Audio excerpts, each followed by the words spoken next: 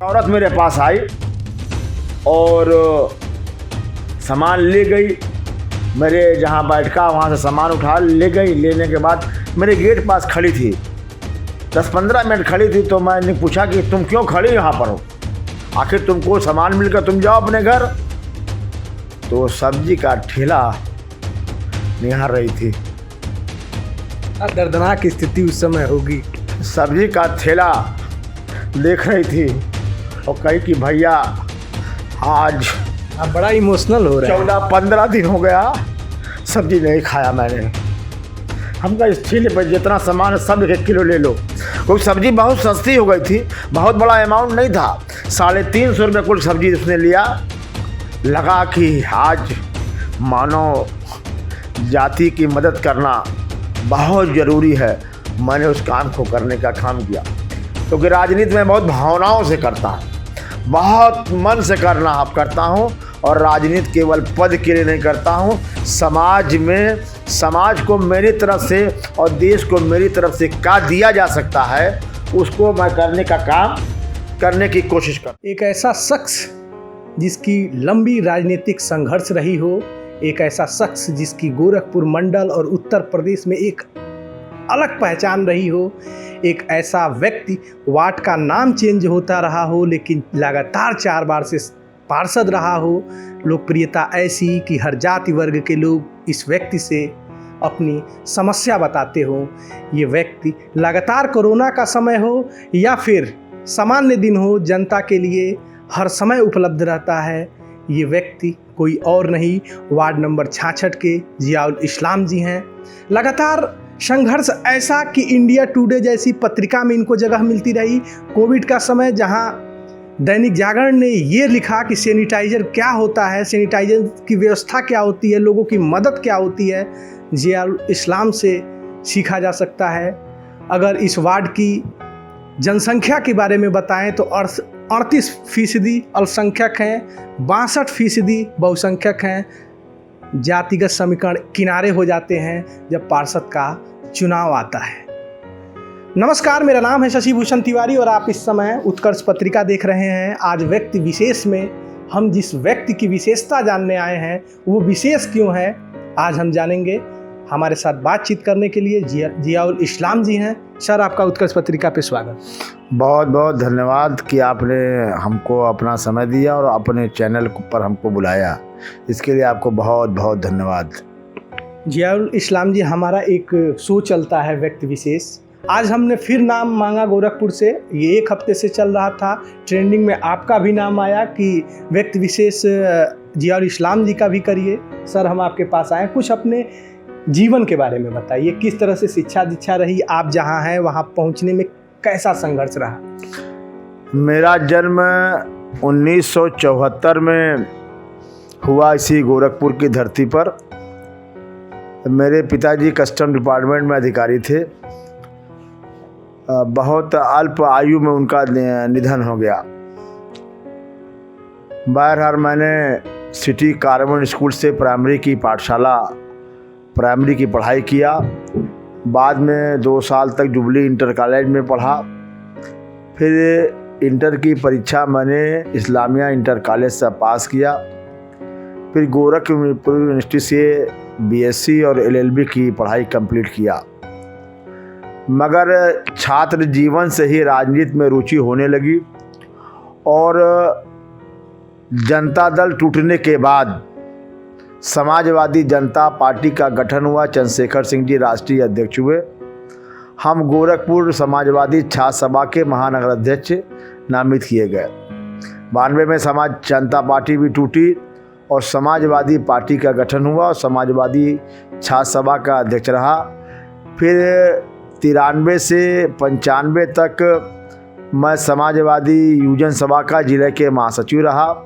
फिर महानगर इकाई में मैं नगर का सचिव रहा। उसके बाद मैं नगर का उपाध्यक्ष रहा। इसी बीच में सन 2000 में पार्षद का चुनाव हुआ। समाजवादी पार्टी ने निर्णय लिया कि उस वक्त मेरे वार्ड का नंबर था 29, मेरा वार्ड का नाम मुफ्तीहीपुर था। मैंने 29 नंबर से पार्षद का चुनाव लड़ा और अच्छे वोटों से मैं कामयाब हुआ और जीतते ही पार्टी ने नगर निगम की स्कूटी बॉडी का चुनाव लड़ा दिया और स्कूटी बॉडी में मेंबर हो गया। फरवरी 22 को मैं समाजवादी पार्टी के राष्ट्रीय अध्यक्ष उस समय के माननीय मुलायम सिंह यादव जी ने हमको समाजवादी पार्टी का महानगर अध्यक्ष नामित कर दिया। मैं ये कह सकता हूं कि उस वक्त मेरी उम्र मुश्किल से 27 वर्ष रही होगी। सबसे युवा अध्यक्ष और सबसे युवा पार्षद मैं नगर निगम में बन के गया। और जब मैं पार्षद बन के गया तो मेरे वार्ड के अंदर पहले पार्षद थे राजेंद्र शर्मा जी थे, पंकज चौधरी जी थे। आज पंकज चौधरी बड़े नेता हैं देश के। हमारे ही वार्ड से पंकज चौधरी जी पार्षद थे और राजेंद्र शर्मा जी जो मेयर थे देहांत हो गया उनको। और मैं लगातार 4 बार पार्षद रहा। 2012 में मैंने नगर निगम में उपसभापति का चुनाव लड़ा और कामयाब हुआ। और वो 2 साल का कालकाल नगर निगम में आज भी इतिहास के रूप में लिखा जाता है। गोरखपुर का सबसे आधुनिक सौदागृह बनवाने का काम मेरे द्वारा किया गया था। आपके द्वारा? जी। और आज भी सौदागृह के पास मेरा पत्थर रखा, मगर उत्तर प्रदेश के माननीय मुख्यमंत्री ने उसका और सुंदरीकरण करा दिया। और गोरखपुर के अंदर जितनी भी आप कब्रिस्तान में जाएंगे, उस कब्रिस्तान में जितने भी प्लास्टिक के शेड पड़े हैं अपने आंखों से देखेंगे, वो शेड डलवाने का काम किया। सबसे बड़ी समस्या गोरखपुर के अंदर उस समय उस सभापति जब मैं था तो पेयजल की समस्या थी। और पेयजल की समस्या को लेके मैं वर्तमान के माननीय मुख्यमंत्री श्री अखिलेश यादव और वर्तमान के नगर विकास मंत्री मोहम्मद आजम खान से संपर्क करता था। और पेयजल की समस्या के लिए गोरखपुर के अंदर बहुत बड़ी योजना ला करके विभिन्न स्थानों पर बड़े ट्यूबवेल और मिनी ट्यूबवेल की मैंने स्थापना की, पानी की टंकी की स्थापना कराई। और मैं कह सकता हूँ उस पीरियड में मैंने लगभग 150 करोड़ रुपया पेयजल के नाम पर उत्तर प्रदेश के उस समय के लोकप्रिय मुख्यमंत्री श्री अखिलेश यादव से कह के गोरखपुर शहर का विकास कराने का काम किया। जहाँ तक मेरे जीवन का सवाल है, मेरा जीवन संघर्षमय रहा। लगातार आंदोलन से मेरी पहचान बनी। आंदोलन के अंदर मैंने सरकार की गलत नीतियों के खिलाफ हमेशा संघर्ष आवाज उठाने का काम किया। पूरे विश्व के अंदर जो कोरोना जैसी बीमारी जब उभरी तो मैंने क्योंकि हिंदुस्तान में कोरोना और देशों के निस्बत 1-1.5 माह के बाद आया था और मोबाइल एक ऐसा उपयोगी चीज़ हो गया है जो पूरे दुनिया को जोड़ने का काम करता है, मंच प्रदान काम करता है। हमने सैनिटाइजर की व्यवस्था कराई। नगर निगम ने हैंड मशीन कर्मचारियों को और माननीय पार्षदों को उपलब्ध कराई थी। और एक हैंड मशीन से अगर 6 से 7 घंटा काम होता था तो 40 से 50 मकान से ज़्यादा नहीं हो सकता था। तो मैंने एक सैनिटाइजर मशीन बनाई जिसकी पूरी चर्चा पूरे महानगर से लगाए। और मैं कह सकता हूँ कि पूरे उत्तर प्रदेश के जो भी टीवी चैनल थे वो सारे टीवी चैनलों में सैनिटाइजर मशीन को कवर किया था। और वो सैनिटाइजर मशीन बहुत चर्चा में आई। बाद में उसी से देख कर नए रूप दिएगा और नगर निगम ने उसका उपयोग भी किया। और सैनिटाइजर मशीन धीरे धीरे बढ़ती चली गई। और महानगर के अंदर जहाँ तक उस पिछले कोरोना काल में जो पलायन हुआ था और उसका जो टीवी चैनलों पर और मोबाइल के सोशल मीडिया पर हम जो वीडियो देखते थे उससे मन विचलित हो जाता था, मन घबरा जाता था कि किस तरह से आदमी के 1000 किलोमीटर और 1500 किलोमीटर दौरा कर रहा है। मैंने भी मन बनाया कि इस देश के लिए और समाज के लिए कुछ हमको भी करना चाहिए। और मैंने मन बनाया तो मैं 1 महीना लगातार काले सर चौराहे पर 2 मैजिक गाड़ी के अंदर चाय, बिस्किट और बंद और ब्रेड को लेके मैं उस चौराहे पे खड़ा होता था अपने 3-4 साथियों के साथ, हाथ में ग्लव्स मास्क लगा करके। मैं 2-3 दिन तक जब देखा कि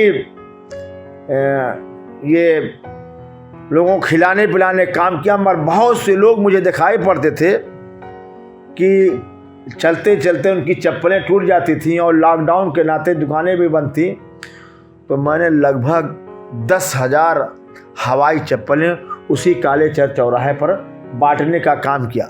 वो भी मुझे याद है कि मैंने जब राशन बांटने का काम शुरू किया, हर आदमी को इतना राशन मैं दे देता था कि 15 दिन तक उसके घर की तेल, चावल, आटा, दाल, प्याज, आलू। तो मैंने एक औरत, मुझे अच्छी तरह याद है कि एक औरत मेरे पास आई और सामान ले गई, मेरे जहाँ बैठका वहाँ से सामान उठा ले गई। लेने के बाद मेरे गेट पास खड़ी थी, 10-15 मिनट खड़ी थी। तो मैंने पूछा कि तुम क्यों खड़ी यहाँ पर हो, आखिर तुमको सामान मिल गया, तुम जाओ अपने घर। तो सब्जी का ठेला निहार रही थी। दर्दनाक स्थिति उस समय होगी। सब्जी का ठेला देख रही थी और कही कि भैया आज आप बड़ा इमोशनल हो रहे हैं। 14-15 दिन हो गया सब्जी नहीं खाया मैंने। हम कहा इस ठेले पर जितना सामान है सब 1 किलो ले लो, क्योंकि सब्जी बहुत सस्ती हो गई थी, बहुत बड़ा अमाउंट नहीं था। 350 रुपये कुल सब्जी उसने लिया। लगा कि आज मानव जाति की मदद करना बहुत ज़रूरी है। मैंने उस काम को करने का काम किया, क्योंकि राजनीति में बहुत भावनाओं से करता हूँ, बहुत मन से करता हूँ। और राजनीति केवल पद के लिए नहीं करता हूँ, समाज को मेरी तरफ से और देश को मेरी तरफ से क्या दिया जा सकता है उसको मैं करने की कोशिश करता हूँ। आपको 1 मिनट रुकूंगा। जब कोविड का समय आया, अचानक ये परिस्थिति आई, हमने देखा बड़े बड़े देश लड़खड़ा गए, जो ऊपर से 5 देश आते हैं स्वास्थ्य व्यवस्था में। भारत जैसा कम संसाधन वाला देश, जहां सैनिटाइजर भी लोग कोविड में ही जाने कि सैनिटाइजर क्या होता है, अभाव था।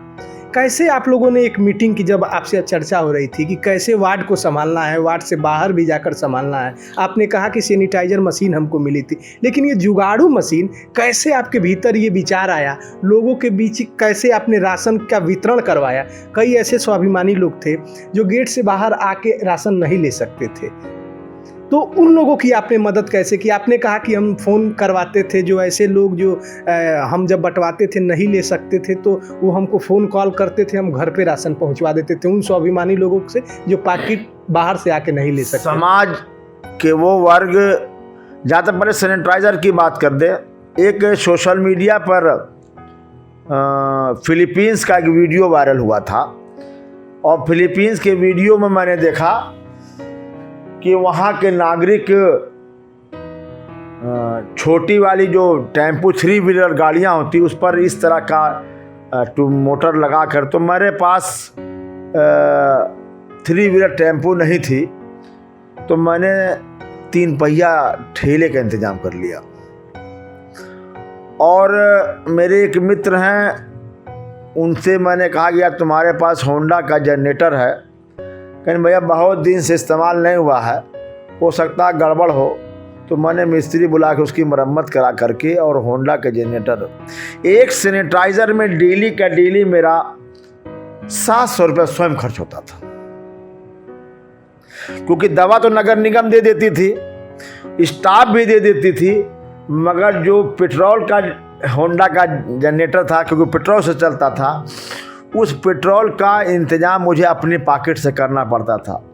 बड़ा संपन्न परिवार में पैदा हुआ हूँ, तो पैसे का बहुत अधिकता भी नहीं है, तो बहुत अभाव भी मेरे पास नहीं रहा। अपना व्यापार भी है, व्यापार से भी 2 पैसा कमाता हूँ।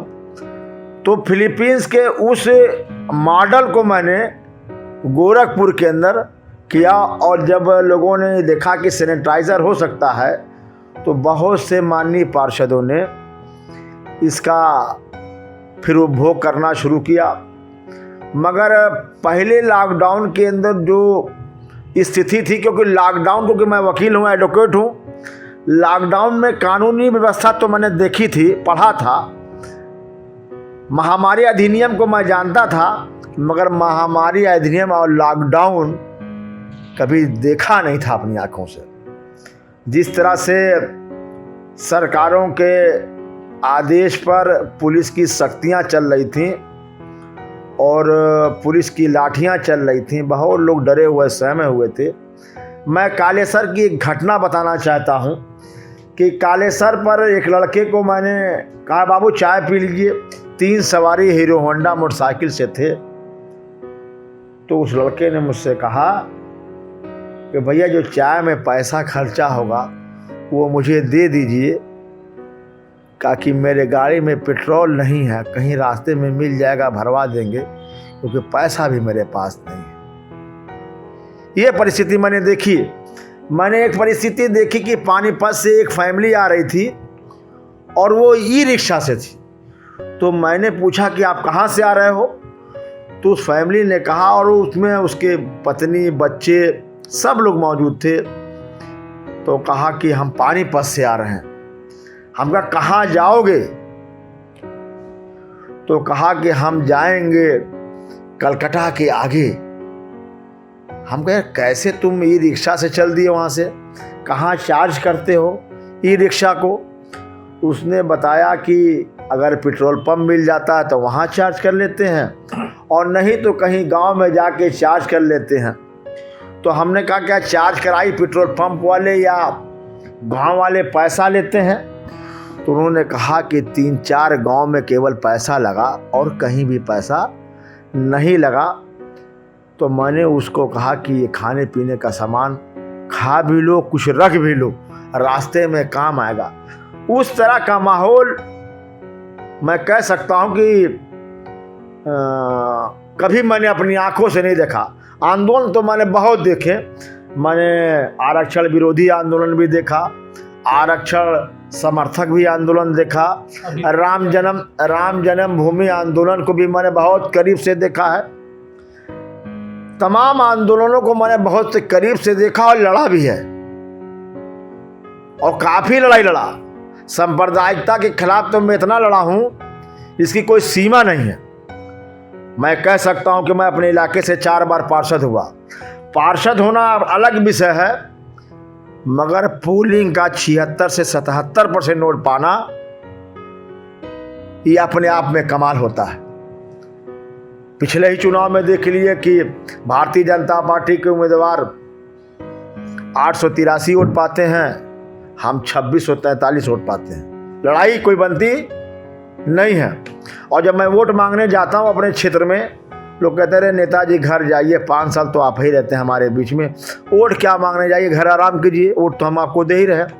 क्योंकि मैंने विकास गोरखपुर के अंदर पहली इंटरलॉकिंग सड़क क्या होती है, ये गोरखपुर के अंदर समारोह पर मैंने बनवाने का काम किया था। गोरखपुर के अंदर मिनी ट्यूबवेल का कॉन्सेप्ट मैं बेंगलोर से लाया था। उस वक्त मेयर थी अमरनाथ यादव और आशा देवी। उस कॉन्सेप्ट को लाने वाला काम भी मिनी ट्यूबवेल का मैंने किया था। और इंटरलॉकिंग की गोरखपुर के अंदर पहली सड़क बनी थी 2004 में, और माननीय मुलायम सिंह यादव और आजम साहब नगर विकास मंत्री थे। वो आज भी सड़क 2004 वाली समारोह में चल रही है। बहुत से मैंने नए काम करने की कोशिश किया, लगातार संघर्ष कर गया। मगर एक भी कहना चाहता हूं कि जो ये कोरोना कार्यकाल गया, इसमें जिला पंचायत चुनाव के प्रचार में हम भी कोरोना से ग्रसित हो गए और मेरे लंग्स के अंदर 14% इन्फेक्शन हो गया। बहुत इलाज के बाद मेरी तबीयत ठीक हुई। मगर इस कोरोना काल में, पिछले कोरोना काल में तो लॉकडाउन से लोग परेशान हुए, पुलिस के डंडे से परेशान हुए, मगर इस लॉकडाउन के अंदर सरकार के अव्यवस्था के नाते लोग परेशान हुए। ऑक्सीजन के अभाव में लोग इस देश, इस प्रदेश में मारे गए। और मुझे अच्छी तरह याद है, क्योंकि मैं नगर निगम में एक बड़े पद पे बैठ चुका हूँ, वर्तमान में पार्षद हूँ। नगर निगम के जो स्टाफ वहाँ पर दाह संस्कार कराते थे, उनका मानना था कि डेली कोरोना से 90 से 100 आदमी की लाशें आ रही है। और सबसे अफसोस की बात तब लगी जब सोशल मीडिया और टीवी चैनलों पर मैं देखता था, क्योंकि मैं कोरोना का कहीं निकल नहीं सकता था, तो मैं देखता था कि अंतिम संस्कार पाए, जो सबका अधिकार है, ऐसे लोग जो अंतिम संस्कार भी नहीं पा पाए, गरीबी के नाते, सरकार की अव्यवस्था के नाते, और गंगा में नदियों में बहा दिए गए और बालू के अंदर दफन कर दिए गए। ये घटना देख के, क्योंकि अंतिम संस्कार हर आदमी का अधिकार है, उसके धर्म के अनुसार, उनकी परंपराओं के अनुसार, मगर इस देश की जो सनातन धर्म मानने वाले यानी हिंदू धर्म मानने वाले लोग हैं, उनकी बहुत सी लोग अंतिम संस्कार नहीं पा पाए। मैंने देखा कई जगह सोशल मीडिया देखा, कोई अब्दुल्ला किसी सतीश के लिए लाइन में लगा हुआ है ऑक्सीजन के लिए, रेमडेसिविर के लिए, कोई सतीश किसी इफ्तिखार के लिए लगा हुआ है लाइन में रेमडेसिविर और ऑक्सीजन के लिए। इंसानियत देखने के मिली, कोई जाति धर्म सांप्रदायिकता कुछ नहीं था। लेकिन जब चुनाव आता है तो क्यों सारी पार्टियां राजनीतिक रंग विकास छोड़ के जाति पर आ जाती हैं, संप्रदाय पे आ जाती हैं, मुस्लिम किधर जाएगा, ब्राह्मण किधर जाएगा? क्यों नहीं हम उस इंसानियत को पार्टी वाले अपने चरित्र में गढ़ने की कोशिश करते हैं? आपने देखा होगा किस तरह आपने भी मदद की। नहीं, मैंने तमाम नेताओं को लोकसभा का चुनाव लड़ाया है। जमुना प्रसाद निषाद जी को लोकसभा मैंने लड़ाया अपने अध्यक्षीय कार्यकाल में। मनोज तिवारी को मैंने अपने अध्यक्षीय कार्यकाल में लोकसभा लड़ाया। भानु मिश्रा को लड़ाया। सीताराम जायसवाल जी भी मेरी पार्टी चुनाव लड़े थे। अंजू चौधरी मेरी पार्टी चुनाव लड़ी थी। भारत की ये खूबसूरती है कि यहाँ जाति व्यवस्था और धार्मिक व्यवस्था को लोग बहुत तवज्जो नहीं देते हैं। तथाकथित नेता लोग जो देश के अंदर सांप्रदायिक माहौल पैदा करना चाहते हैं, वो इस तरह की बातें चलाते हैं। और मैं बहुत खुली चुनौती दे रहा हूं कि चाहे वो भारतीय जनता पार्टी हो, चाहे वो आरएसएस जैसा संगठन हो, इस देश के संस्कार और परंपरा के साथ वो खिलवाड़ चाह के भी नहीं कर पाएंगे। क्योंकि जब लगन आती है तो मेरे घर 100 में से 80 कार्ड शादी का जो आता है वो हिंदुओं का आता है। इसको आरएसएस और भारतीय जनता पार्टी समझ नहीं पा रही है। वक्ती बहकावे में लोग आ जाते हैं। और देश ने अब भारतीय जनता पार्टी की उत्तर प्रदेश सरकार को देख लिया। योगी आदित्यनाथ महाराज जी के अगुवाई में देख लिया कि कड़वा तेल आज 200 रुपया है। कोरोना काल में कैसे ऑक्सीजन और इलाज का अभाव हुआ, इस देश ने देख लिया। कैसे हिंदुओं को अंतिम संस्कार भी नहीं मिल पाया, इस देश के नागरिकों ने, इस प्रदेश के नागरिकों ने देख लिया। आपसे मैं कहना चाहता हूं, आज देख लीजिए, एम्बुलेंस जैसी सेवा को अगर इस प्रदेश में किसी ने लागू करने का काम किया था तो उसका नाम है माननीय अखिलेश यादव। सरकार तो कह रही है कि WHO ने सराहा, ऑस्ट्रेलिया ने यूपी मॉडल को सराहा है। सरकार ऐसा कह रही है? नहीं, सरकार तो बहुत कुछ कह रही है। अभी बारिश के मौसम में उत्तर प्रदेश को कहा जाता, गोरखपुर को कहा जाता है कि ये CM सिटी है। और जल भराव की स्थिति आपने अभी गोरखपुर के अंदर देखी, और जो CM का सिटी कही जाती है, तो आप पूरे प्रदेश का अंदाजा इससे लगा सकते हैं कि गोरखपुर से सहित पूरे प्रदेश के अंदर कौन सा विकास हुआ। आप बताइए ना। 2 विश्वविद्यालय दिया, चिड़ियाघर दिया, नौका विहार को नौका विहार कर दिया। चिड़ियाघर देने काम और नौका विहार देने का काम हमारी सरकार करके चली गई थी, बजट ऐलान करके चली गई थी। और चिड़ियाघर का जब शिलान्यास हुआ था और बाउंड्री दीवार सब उड़ गई थी, तो मुझे अच्छी तरह याद है कि यही बलरामपुर के रहने वाले श्री SP यादव साहब मंत्री थे। हम उस कार्यक्रम में शामिल थे क्योंकि हम पार्टी के अध्यक्ष थे। ये अलग की बात है। मैं कहना चाहता हूँ कि जितनी भी अखिलेश यादव की सरकार में जितने भी शिलान्यास या काम की आधारशिला रखी गई थी और उस पर बजट माननीय अखिलेश यादव ने दिया था, उसका उद्घाटन करने का काम केवल माननीय मुख्यमंत्री योगी जी ने किए का काम किया है। आप बताइए ना कि दुनिया को हिंदुस्तान को एक्सप्रेसवे क्या होता है, और समाजवादी सरकार ने बताने का काम किया। आप बताइए, एक्सप्रेसवे हम नहीं जानते थे। अगर आगरा एक्सप्रेसवे नहीं बना होता, और सबसे बड़ी बात है कि 22 महीने के अंदर बनवा दिया, और हरकुलिस जैसा विमान अखिलेश यादव ने ऐसी सड़क बनवाई कि हरकुलिस जैसा विमान उस एक्सप्रेसवे में उतरा।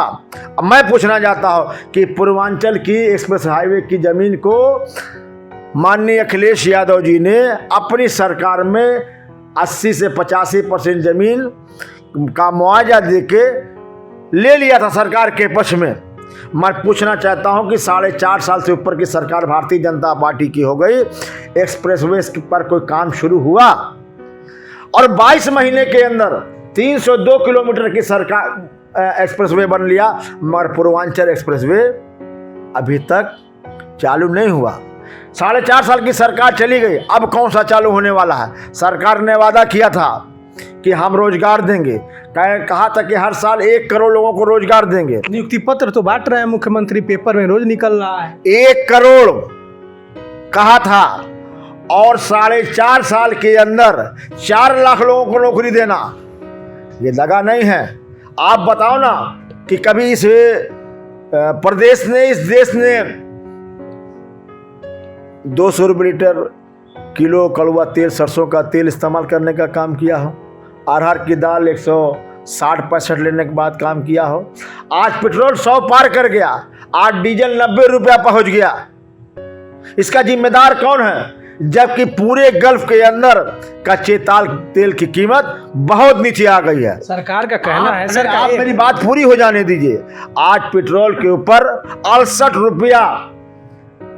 रुपया एक्साइज ड्यूटी से लगाए और वैट तक वसूला जा रहा है। 68 रुपया 1 लीटर पर, 68 रुपया, और डीजल के ऊपर 66 रुपया वसूला जा रहा है। कंप्लीट करते हैं। सरकार का कहना है जो पेट्रोल और डीजल पे हम बढ़े हुए पैसे ले रहे हैं, वो पैसे हम जन कल्याणकारी योजनाओं में खर्च करेंगे। जन कल्याणकारी योजनाओं में क्या खर्च हुआ? आप बताइए ना कि पूर्वांचल एक्सप्रेस सड़क तैयार हो गया। उत्तर प्रदेश के माननीय मुख्यमंत्री जी कह रहे हैं कि हम एक्सप्रेसवे जो अखिलेश यादव जी के समय में ज्यादा बजट में था, हम कम बजट में बना रहे हैं। हाँ, उत्तर प्रदेश में सबसे ज्यादा शौचालय देने का हमने काम किया है। लॉ एंड ऑर्डर 1 नंबर का है। जो अपराधी हैं वो उत्तर प्रदेश में रुकना ही नहीं चाहते हैं। सारे अपराधी या तो जेल में है या तो भाग जाना चाहते हैं। अभी गोरखपुर के मैं उदाहरण दे दूं, एक लड़की का केवल इतना अपराध था कि कुछ गुंडे उसके बाप को पीट रहे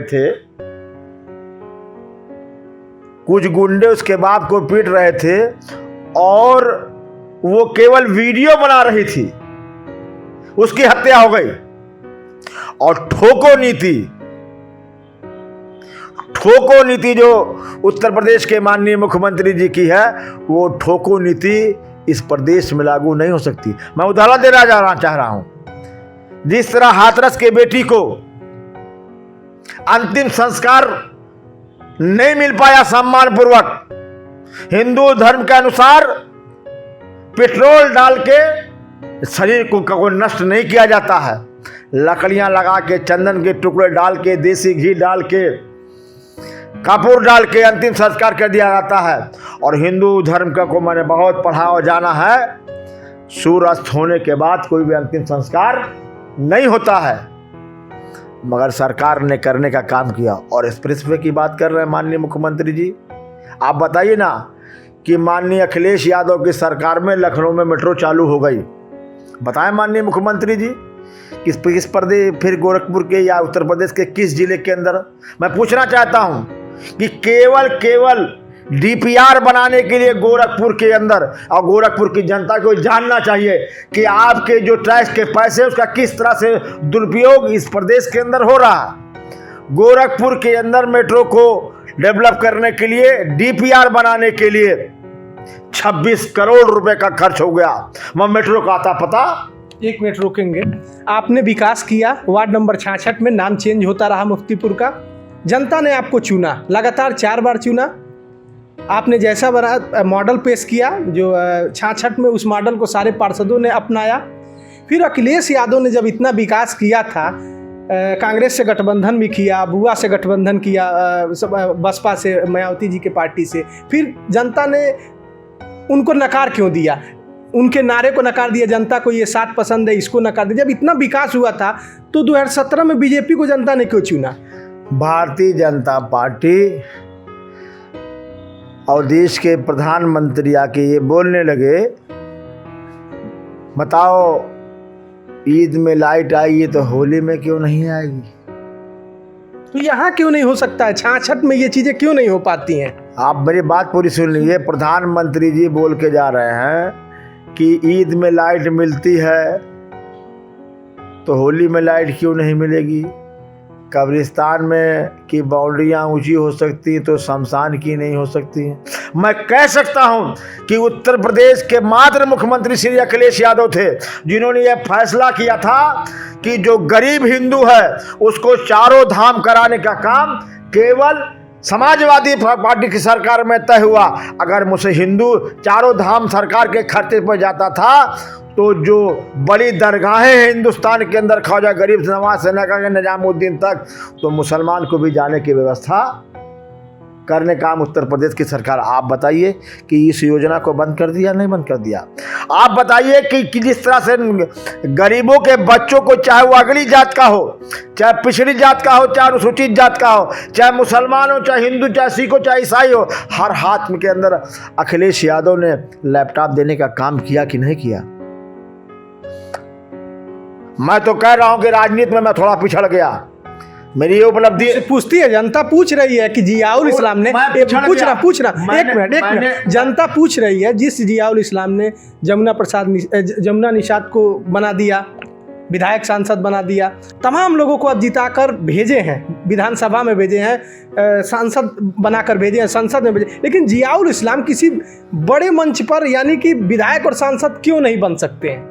देखिए, मेरे पास तो कम उम्र में उपलब्धि है कि मैंने अमिताभ बच्चन जैसे नेताओं के अभिनेता का कार्यक्रम का संचालन किया है। लालू यादव, रामविलास पासवान, संजय दत्त, मनोज तिवारी, जया बच्चन, जया प्रदा, तमाम कार्यक्रम मेरे लिए महत्वपूर्ण हरगिज नहीं है कि पद है।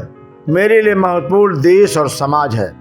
जब हमको राजनीति में मौका मिलेगा तो हम एमएलए भी हो सकते हैं, हम एमपी। अभी मौका मुझे नहीं मिल पाया और मैं समाजवादी विचारधारा का व्यक्ति हूं। और समाजवाद क्या है डॉक्टर लोहिया का, उसको मैं फॉलो करने का काम करता हूं। मेरा उद्देश्य है कि समाज के अंतिम व्यक्ति तक मुस्कान जाए, समाज का अंतिम व्यक्ति भी समाज में पूरा सम्मान और हक अपना पा सके। ये अपनी मेरी सोच है। बीजेपी कहती है कि हम कांग्रेस मुक्त भारत करेंगे, लेकिन खुद कांग्रेस युक्त हो रही है। बड़े बड़े कांग्रेस के नेता बीजेपी को अपना रहे हैं। बीजेपी कह रही है हमारे यहाँ कैरियर है, हमारे यहाँ तय है कि बीजेपी का अध्यक्ष कोई भी व्यक्ति बन सकता है। हमारे यहाँ तय है कि 5 साल पहले कांग्रेस का छोड़ा हुआ व्यक्ति आसाम का मुख्यमंत्री बन सकता है। 6 महीने पहले ममता जी का एक व्यक्ति जो राजनेता है शुभेंदु अधिकारी, वो छोड़कर पार्टी विपक्ष की भूमिका निभा सकते हैं, विपक्ष के बड़े पद पर जा सकते हैं, लेकिन और पार्टियों में नहीं है। अखिलेश जी में वंशवाद परिवारवाद है, क्योंकि वहाँ का अध्यक्ष उनके परिवार का होगा, मुख्यमंत्री उनके परिवार का होगा। इसको आप कैसे देखते हैं? परिवारवाद 2 तरह के हैं। एक संघर्ष से आया हुआ परिवारवाद, एक केवल सत्ता का परिवारवाद। जब अखिलेश यादव जी राजनीति में लॉन्च हुए थे तो उनकी पहली रैली गोरखपुर के अंदर, और वो जगह थी 2002 में। आपकी भूमिका किंग मेकर की रही। पहली रैली मैंने कराई थी तिवारीपुर चौराहा जो थाना, वहाँ मैंने कराई थी। हो सकता उस वक्त आप बहुत छोटे रहे हों। और अखिलेश यादव की संघर्ष का परिवारवाद रहा है।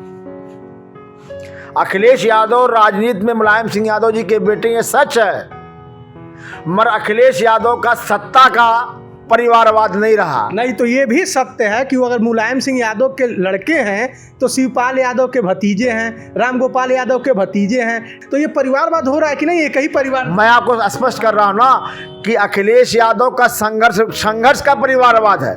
अगर मेरे पिताजी समाज के अंदर रह के काम करते थे, सामाजिक काम करते थे, जुल्म जाति और अत्याचार के खिलाफ संघर्ष आवाज उठाते थे, और मैं भी उस काम को कर रहा हूं, तो ये संघर्ष का परिवारवाद है। टाल रहे हैं, मैं बता रहा हूं। एक जियाउल इस्लाम बीजेपी की गढ़ से लगातार 4 बार चुन के आते हैं, जिनके वार्ड में सुनिए 1 मिनट 38% अल्पसंख्यक है, 62% और बिरादियां बहुसंख्यक है, वहां से आप चुन के जाते हैं। तो जियाउल इस्लाम समाजवाद की परिभाषा क्या है? समान रूप से हर कुछ वितरण होना। तो ये आपको छोटे छोटे पद पर रख के झुंझुना दे दिया जाता है। एक बात बता रहे हैं, जियाउल इस्लाम, जो कि जनता पूछती है कि क्यों नहीं सांसद और विधायक बन सकते, इन्होंने अपने कार्यकाल में अखिलेश यादव को लॉन्च किया, शिवपाल सिंह के साथ काम किया। हमने अखिलेश यादव को लॉन्च नहीं, मैंने कहा जब अखिलेश यादव को माननीय नेता श्री मुलायम सिंह यादव जी ने गोरखपुर के अंदर भेजा तो पहली रैली गोरखपुर के अंदर, शहर के अंदर तिवारी, हमारी हैसियत नहीं उनको लॉन्च करने की है, उनकी रैली पहली मैंने ऑर्गेनाइज कराने का काम तिवारीपुर चौराहे पर मैंने करने का किया। मैं ये समझाना चाह रहा हूँ कि अखिलेश यादव अगर 2012 में मुख्यमंत्री बने तो उसकी पृष्ठभूमि 2001 में लिखी गई, वो भी संघर्ष के बल पर। मुझे अच्छी तरह याद है कि जब मैं पहला चुनाव लड़ने आया था पार्षदी का, तो मैं समाजवादी पार्टी का नेता था, तो जनेश्वर मिश्रा जैसा शख्स दिल्ली से चल के आया, केंद्रीय मंत्री 2 बार रहे और मेरे कार्यालय को उद्घाटन करके कहा कि यार तुम्हारे लिए मैं पैदल वोट मांगूंगा। अरे हम कहा इतने आप सीनियर नेता हैं, कहा नहीं कम से कम 50 घर तो मैं तुम्हारे लिए पैदल वोट मांगने जाऊंगा। अखिलेश यादव अगर 2012 में मुख्यमंत्री बने तो 2001 से लगाए और 2012 तक, हमको रथ याद है, रथ यात्रा अखिलेश यादव की याद है कि अखिलेश यादव ने पूरे प्रदेश के अंदर जो है लगभग 700 रैलियां किया था। मगर लगा, मुझे वो भी दिन याद है कि जब उत्तर प्रदेश में बहन मायावती जी की सरकार थी और लखनऊ कार्यालय को मुख्यमंत्री मायावती जी के इशारे पर घेरा गया था और कार्यालय के अंदर रबर की गोली फायर की गई थी, तो सबसे पहले गेट से बाहर निकालने का काम मुलायम सिंह जी ने आह्वान किया था, सबसे पहले काम अखिलेश यादव ने किया था और रैली में और आंदोलन में अगुवाई करने का काम किया था। नेताजी जब गोली चल रही थी तो नेताजी ने कहा था कि नौजवानों अपने मोजे को या रुमाल को निकाल लो और अपना हाथ पीछे बांध लो और बांध के निकलना। और पुलिस लाठियां चला रही थी, गोलियां चला रही थी और सबसे आगे किसी का आगे सीना था तो अखिलेश यादव का था। अखिलेश यादव की अगुवाई में हम लोग आंदोलन, तो अखिलेश यादव संघर्ष करके आए हैं।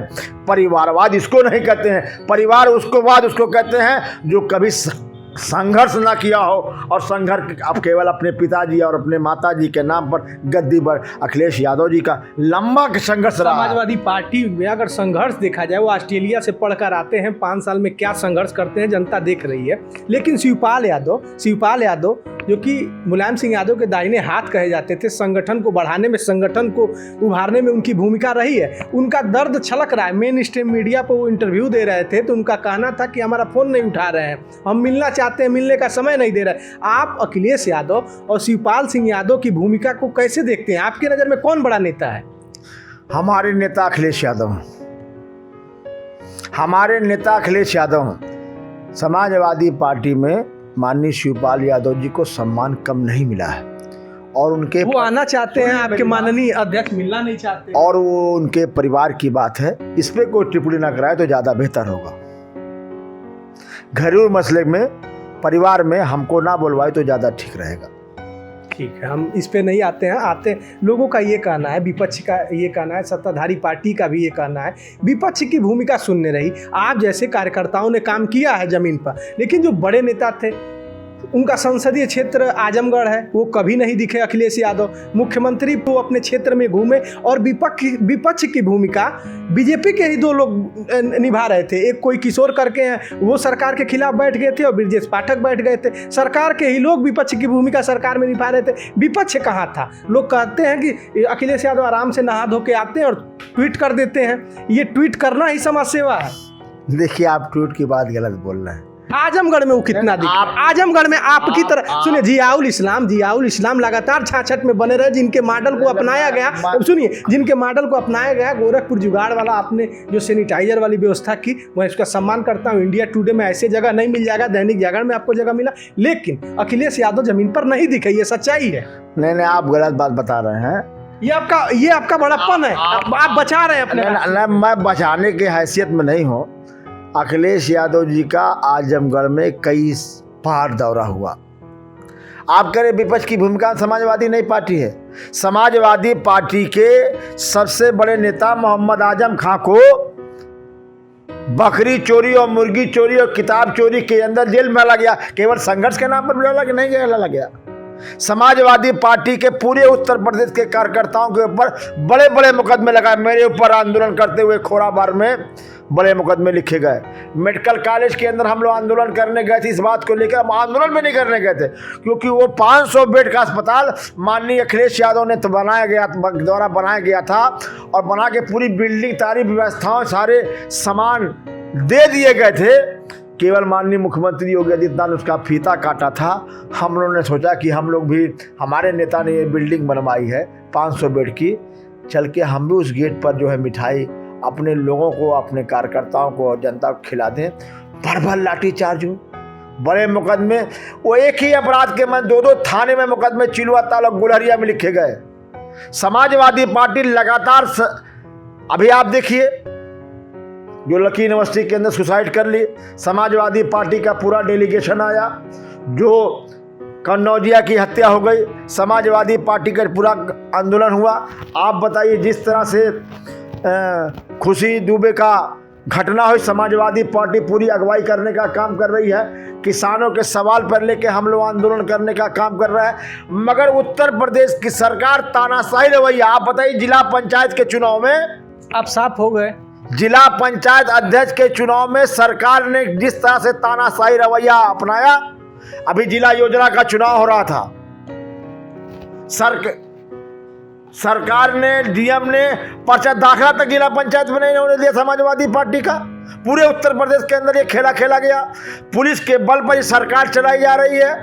लोकतंत्र की पूरी हत्या करने का काम भारतीय जनता पार्टी की केंद्र की सरकार और उत्तर प्रदेश की सरकार कर रही है।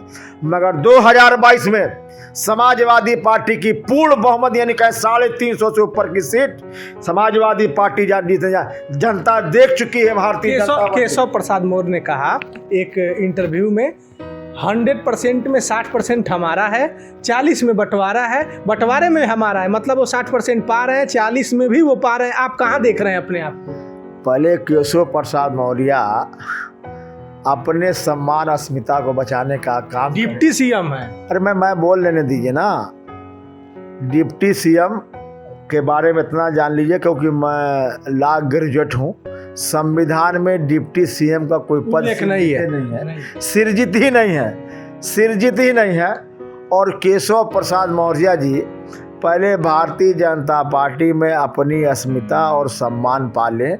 जहाँ पर बड़ी सी कुर्सी किसी कार्यक्रम में योगी जी की लगाई जाती हैं, वहीं केशव प्रसाद मौर्य को चप्पल उतरवा के स्टूल पर बैठा दिया जाता है। तो पहले वो अपने सम्मान को बचावें, फिर वो समाजवादी पार्टी के बारे में बात करें। सबसे सीनियर, सुनिए, सबसे सीनियर आप पार्षद हैं जियाउल इस्लाम। किंग मेकर की भूमिका आपकी रही है, बार बार अपनी भूमिका को नकारते रहे। ये सच्चाई है कि आपने एक जनाधार तैयार किया है। जियाउल इस्लाम जो कि लोहिया के समाजवाद की परिभाषा जो थी, उसके अनुसार उनकी सरकार बनी, यहाँ बनी, चाहे लालू जी की सरकार आप देखिए। जियाउल इस्लाम को क्या 2022 में समाजवादी पार्टी टिकट देगी? ये तो माननीय राष्ट्रीय अध्यक्ष जी तय करेंगे कि कौन उपयुक्त तो उम्मीदवार होगा, किसको टिकट दिया जाएगा। मगर टिकट पाने से ज़्यादा हमारे लिए अनिवार्य है कि उत्तर प्रदेश में कैसे माननीय अखिलेश यादव जी और समाजवादी पार्टी की सरकार बने, ताकि कन्या विद्याधन जो मिलता था वो लोगों को मिल सके, लैपटॉप जो मिलता था वो लैपटॉप मिल सके, कैसे छात्रवृत्ति मिलती थी, बेरोजगारी भत्ता रोजगार मिलता था, वो मिल सके। ओवैसी जी आ रहे हैं आंध्र प्रदेश से, यहाँ चुनाव लड़ेंगे, 100 सीटों पर वो चुनाव लड़ेंगे, छोटी छोटी पार्टियों से गठबंधन कर रहे हैं। क्या लगता है, मुसलमान समाजवादी पार्टी के साथ जाएगा या फिर वो ओवैसी जी के साथ जाएगा? देखिए, आपका सवाल वही है जो भारतीय जनता पार्टी सवाल करती है। कलकत्ता यानी बंगाल का जो चुनाव जैसे था, वैसे ही माइनॉरिटी मुसलमान यहाँ फैसला लेगा। ओवैसी साहब उत्तर प्रदेश के अंदर किसी तरह से कोई उनका रास्ता नहीं साफ हो पाएगा। मुसलमान और हिंदू का सवाल नहीं है। आज देश के अंदर वो मुसलमान के हक हुकूक की बात करते हैं, बड़े तेजी से करते हैं, बड़े मुद्दों के साथ बड़े गंभीरता से करते हैं। देखिए, वो जो भी करते हो, मेरा उनसे कोई लेना देना नहीं। मैं इतना कहना चाहता हूँ कि उत्तर प्रदेश की जनता समाजवादी पार्टी के साथ खड़ी है और 2022 में समाजवादी पार्टी की सरकार बनने जा रही है, क्योंकि भारतीय जनता पार्टी की महंगाई और भ्रष्टाचार और बढ़ते हुए महिलाओं के अपराध के और निरंकुश जो अधिकारी हो गए हैं, आज उससे जनता परेशान है और उत्तर प्रदेश में सरकार समाजवादी पार्टी की बनने जा रही है। जहां तक ओवैसी जी का सवाल है, ओवैसी साहब का उत्तर प्रदेश में वही हश्र होने जा रहा है जो पश्चिम बंगाल में हश्र हुआ। इतना मैं बताना चाहता हूँ। मैं ये पूछना चाहता हूँ जियाउल इस्लाम जी की, एक बार फिर पूछना चाहता हूँ, आपके समर्थक, आपके चाहने वाले लोग, ये प्रश्न था कि उनसे ये पूछिएगा क्या भूमिका रहने वाली है, किंग मेकर की भूमिका रहेगी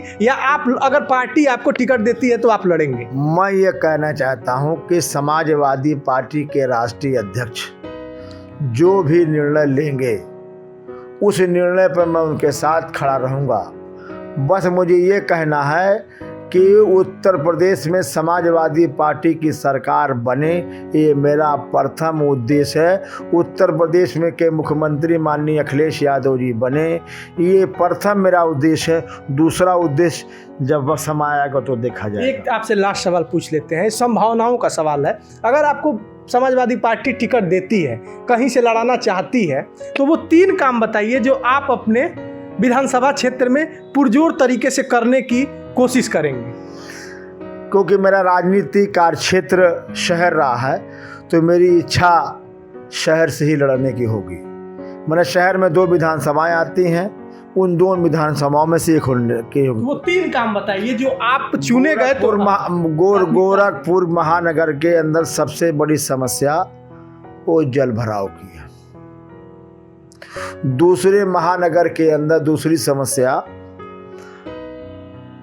ट्रैफिक की है, जाम की समस्या। तीसरी से बड़ी समस्या यहाँ पर रोजगार की है। अगर मुझे पार्टी चुनाव लाएगी और मैं विधायक होऊंगा तो इन समस्याओं का 1 साल के भीतर निस्तारण कराने का काम करूंगा। एक और सवाल, इस पे आप हमको लगेगा टालते जाएंगे, लेकिन हम पूछना चाहेंगे, क्या अखिलेश यादव जी को शिवपाल जी का फोन उठाना चाहिए और दोनों लोगों को फिर मिल के साथ काम करना चाहिए कि नहीं? परिवार के सवाल पर मैं कोई उत्तर नहीं देता। क्यों? आप किंग मेकर की भूमिका में रहे हैं। किंग मेकर आप मुझे झूठी बना। मैं कहाँ बना रहा हूँ? मैं कहाँ बना रहा हूँ? मैं समाजवादी पार्टी का महानगर अध्यक्ष हूँ और समाजवादी पार्टी का जो आदेश आवेगा आप मिलना चाहिए कि नहीं, ये बताइए भाई। मैं जानता ही नहीं कोई बात। चाचा भतीजा को बैठना चाहिए कि नहीं? ये तो परिवार की बात है, तो परिवार की बात परिवार की पार्टी की बात है, पार्टी की बात है। पार्टी का हमारा मिलना चाहिए कि नहीं? बस पार्टी का जहां तक सवाल है तो पार्टी तमाम मुद्दों पे अभी हम इसी के बाद जाएंगे, खिलाड़ी घेरा कार्यक्रम करेंगे। परिवार की बात परिवार से पूछिए, राजनीतिक बात मुझसे पूछिए कि समाजवादी पार्टी कैसे चुनाव की तैयारी कर रही है, समाजवादी पार्टी कैसे हर बूथ पर 10 यूथ खड़ा करना। आपकी पार्टी किन मुद्दों पर 2022 में जाएगी? एक नारा है 22 में बाइसिकल, कितनी आपकी साइकिल कितनी रफ्तार से चल पाएगी और आप किन मुद्दों पर चुनाव में जाएंगे? 2012 से लगाए 2017 से तक समाजवादी पार्टी के सरकार में, माननीय अखिलेश यादव जी के सरकार में जो काम हुए उस आधार पर जाएंगे और अखिलेश यादव के नाम पर जाएंगे, अखिलेश यादव के चेहरे पर चुनाव लड़े जाएंगे। और जो उत्तर प्रदेश सरकार के कुक्रम हैं कोरोना कार्यकाल में, जो महंगाई के कुक्रम हैं, वो जनता को बताने का काम करेंगे। इस आधार पर हम लोग चुनाव में जाने। Thank you sir. हमारे साथ जियाउल इस्लाम जी बात कर रहे थे, जो वार्ड नंबर 66 मुफ्तीपुर से पार्षद हैं, लगातार पार्षद हैं, गोरखपुर के सबसे सीनियर पार्षद हैं। इनकी भूमिका लगातार समाजवादी पार्टी को मजबूत करने में रही है। बड़े बड़े नेताओं का इन्होंने सभा कराया है और बड़े लोकप्रिय यहाँ से माने जाते हैं। लगातार इनको जन समर्थन भी मिलता रहा है। हमारे किसी भी प्रश्न को घुमाते नजर नहीं आए, सटीक जवाब दिया और इन्होंने ये मॉडल बताया कि किस तरह से कोरोना मॉडल में सरकार से भी जो मदद मिली और इन्होंने किस तरह से एक जगह तो ये भावुक होते नजर आए, किसी तरह से अपने आप को रोका। जियाउल इस्लाम जी, इनकी लोकप्रियता लगातार है इस क्षेत्र में, वार्ड नंबर 66 में, और ये लोकप्रिय लोगों का ये कहना है इनको और भी ऊपर जाना चाहिए, लेकिन ये अभी जनता की सेवा कर रहे हैं। समाजवादी पार्टी का अगर कोई निर्णय आता है तो ये क्षेत्र से लड़ेंगे, लेकिन कहीं भी किसी भी प्रश्न को घुमाते नजर नहीं आए। कैमरा संभालने सतीश, मेरा नाम है शशि भूषण तिवारी और आप इस समय उत्कर्ष पत्रिका देख रहे हैं।